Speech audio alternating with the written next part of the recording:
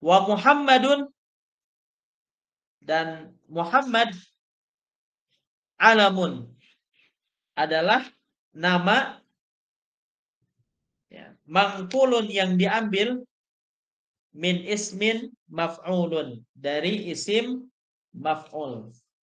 Jadi nama Muhammad ini adalah nama yang diambil dari isim maf'ul al-mudha'afil ain, yang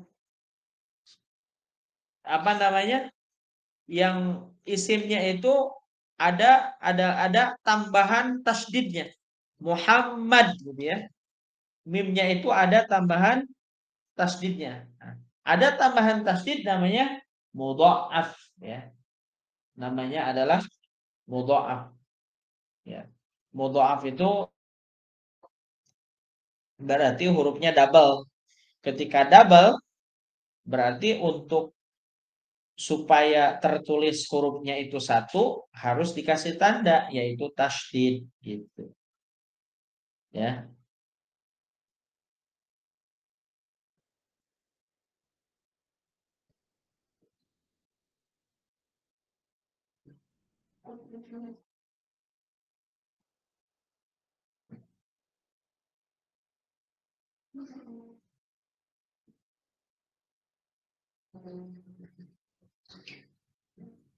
Wan nabiyyu, dan nabi badalun merupakan badal atau badal minhu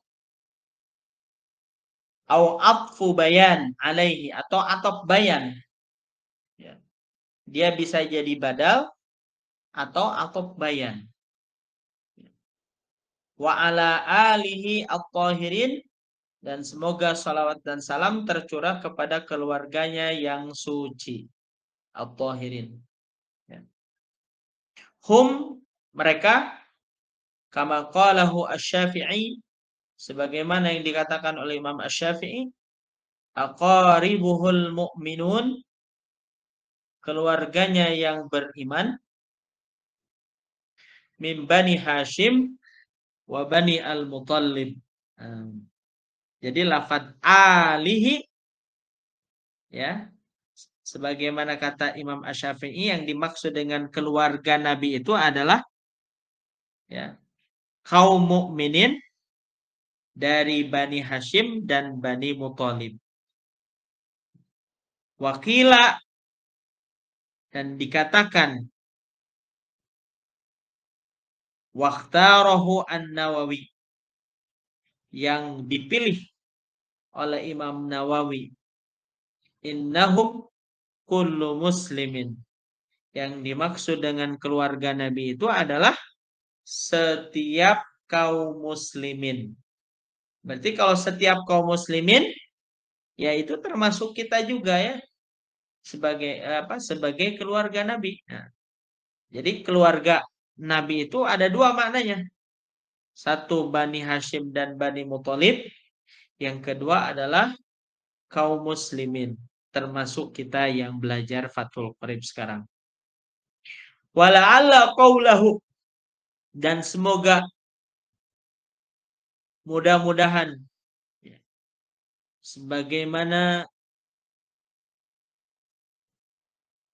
firman Allah, at-tahirin, yang suci, muntazi'un, perkataan at-tahirin yaitu yang suci, muntazi'un yang diambil, min qaulihi ta'ala, dari firman Allah ta'ala, wa yutahhirakum tathira, dan membersihkan kamu sebersih-bersihnya, wa ala sahabatihi, dan bagi para sahabatnya, jam'un sahibin nabi, lafaz sahabatihi itu adalah jamak daripada sahibun. Jadi mufradnya sahib, jamaknya sahabati. Wa qauluhu ajma'in, dan ungkapan musannif ajma'in semuanya, takkidun li sahabatihi, sebagai penguat untuk para sahabat ya. Jadi sahabat Nabi itu artinya orang yang bertemu, bukan bertemu, orang yang semajlis dengan Rasulullah Shallallahu Alaihi Wasallam, satu majlis. Jadi bahasanya itu satu majlis.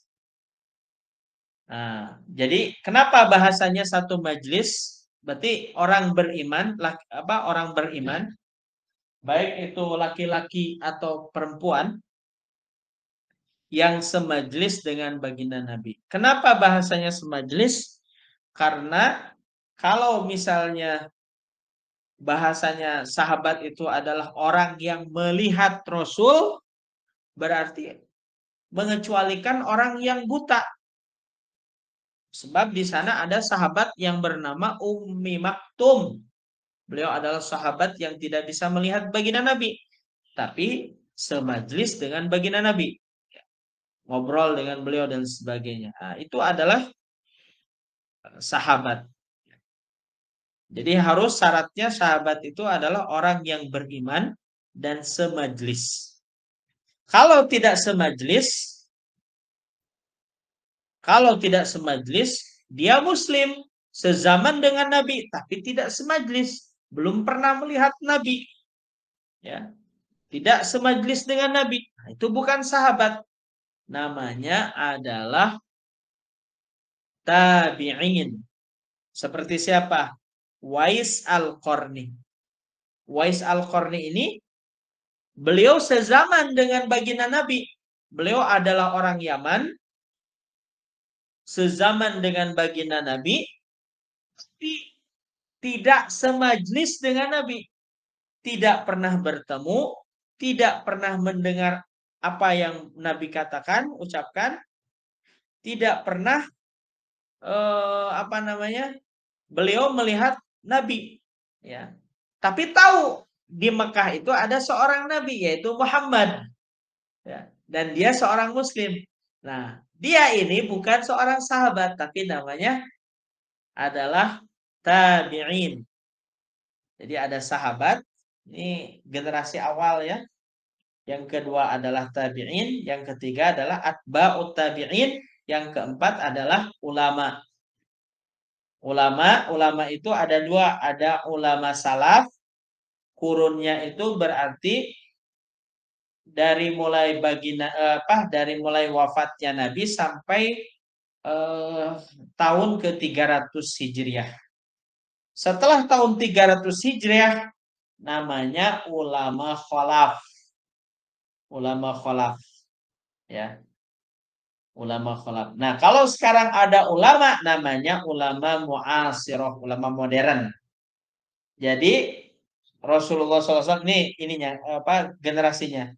Rasulullah ya, baginda Nabi punya majelis yang membantu beliau namanya sahabat. Sahabat itu satu generasi dengan Rasul.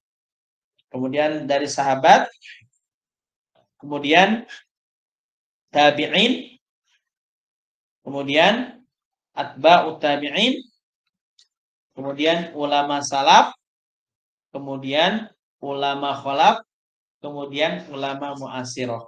Begitu. Nah, derajatnya, kedudukan yang tinggi itu dalam hal ini adalah sahabat, memiliki kedudukan yang tinggi ya. Kemudian setelah itu tabi'in, setelah itu atba'ut tabi'in. Makanya sabda Nabi apa? Khairul qurun qarni. Sebaik-baik zaman adalah zamanku. Tsummal ladzi yalunahum, setelah zamanku, zaman sahabat berarti kan ya. Yalunahum yaitu zaman tabi'in, tsummal ladzi yalunahum. Kemudian atba'ut tabi'in. Itu generasi yang disebut oleh Rasulullah sebagai sebaik-baiknya zaman. Khairul qurun.